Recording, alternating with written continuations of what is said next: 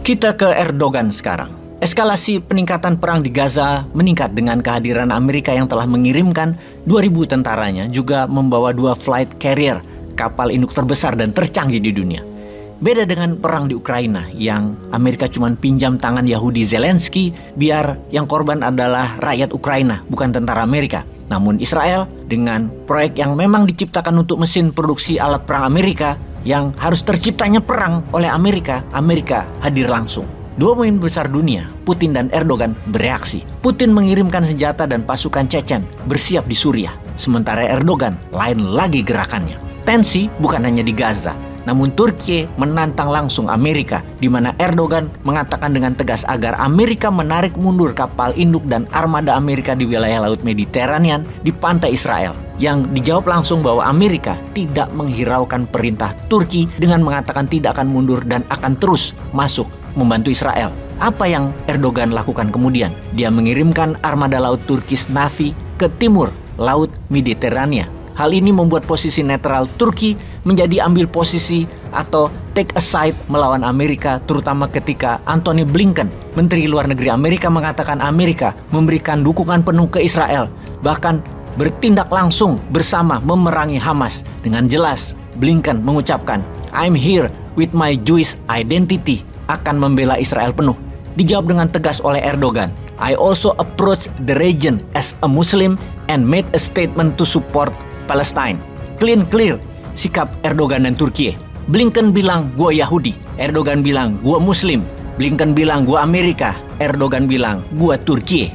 Ketegangan Amerika dan Turki memang sudah berseberangan, di mana ketika Israel menyerbu Gaza di 28 Desember 2008, kemudian kapal Angkatan Laut Turki merapat ke Gaza dan pada tanggal 30 Desember 2008, Israel menembak kapal Turki tersebut di perairan internasional di Laut Mediterania yang mengakibatkan 10 kru kapal Yolan tersebut meninggal, yang mengakibatkan putusnya hubungan diplomatik antara dua negara. Turki menarik duta besarnya untuk Israel di tahun 2008 tersebut, yang ini semua diawali dengan Israel menyerbu Gaza.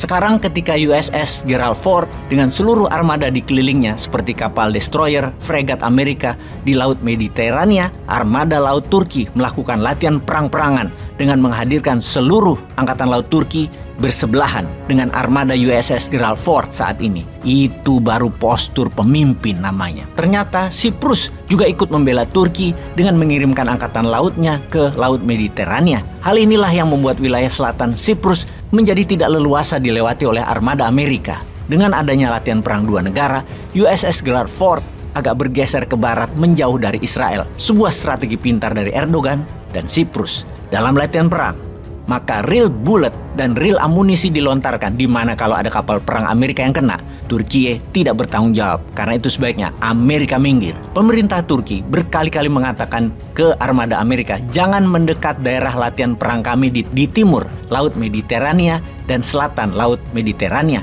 Artinya Turki mengancam langsung kehadiran USS Gerald Ford untuk menyingkir. Lalu apa yang terjadi dengan kebijakan Amerika dengan tindakan Turki tersebut? Adakah hubungannya dengan apa yang Biden katakan bahwa salah besar Israel kalau masuk ke Gaza? Kemudian Biden juga mengatakan kepada Netanyahu harus taat pada aturan perang yang artinya tidak boleh menyerang sipil. Mengapa Amerika tiba-tiba melunak? Apakah benar tindakan Turki membuat Presiden Amerika berpikir ulang bahwa ternyata Turki berani menantang hegemoni Amerika di Laut Mediterania, yang membuat Amerika jadi netral dan jadi hanya penyedia senjata saja, tidak aktif ikut perang? Atau karena di dalam negeri Amerika lagi kacau, tekor karena membiayai perang Ukraina senilai 500 billion dolar dan masih harus menyediakan 26 billion dolar lagi, namun Parlemen Amerika hanya menyetujui 6 billion dolar saja karena pemerintah Amerika tidak tumbuh industrinya dan inflasinya tinggi di Amerika. Dalam negeri Amerika tidak bisa support satu perang lagi, apalagi di Timur Tengah yang manusianya sangat militan. Apakah Amerika mendadak panik karena Erdogan bertemu empat mata dengan pemimpin Iran, Ebrahim Raisi, baru-baru ini yang menjadi perhatian dunia barat? Amerika, Inggris, Perancis mendadak terdiam, juga mendapatkan fakta Putin mendukung Erdogan, di mana dalam diskusi dengan Iran, Erdogan mengatakan kalau Iran aktif masuk perang dengan Israel, Turki mendukung penuh. Turki akan memberikan drone Bayraktar yang canggih yang bisa membuat serangan jarak jauh untuk kekuatan, membantu drone Iran Shahid yang terkenal untuk serangan jarak pendek dan menengah. Agaknya mereka tukeran drone Iran menyerang Israel jarak jauh pakai Bayraktar, Turki serang Israel pakai drone Shahid. Apa nggak sangar tuh keduanya mengapit Israel? Ditambah pasukan Chechen mulai berkumpul di Suriah, tinggal nyebrang ke Lebanon sampai Israel. Di Lebanon juga ada Hizbullah. Di tengah pertemuan Erdogan dengan Ebrahim Raisi, Menteri Luar Negeri Turki, Hakan Fidan, bertemu dengan Menteri Luar Negeri Rusia, Lavrov, mendiskusikan Gaza, Suriah, dan Chechen, di mana puncak kesepakatan mereka ketika Israel masuk ke Gaza. Itulah garis merah yang jika dilampaui, semua pihak menyerbu Israel. Wih, kalau sudah begini, di mana Indonesia? Ketinggalan lagi kayaknya. Peace.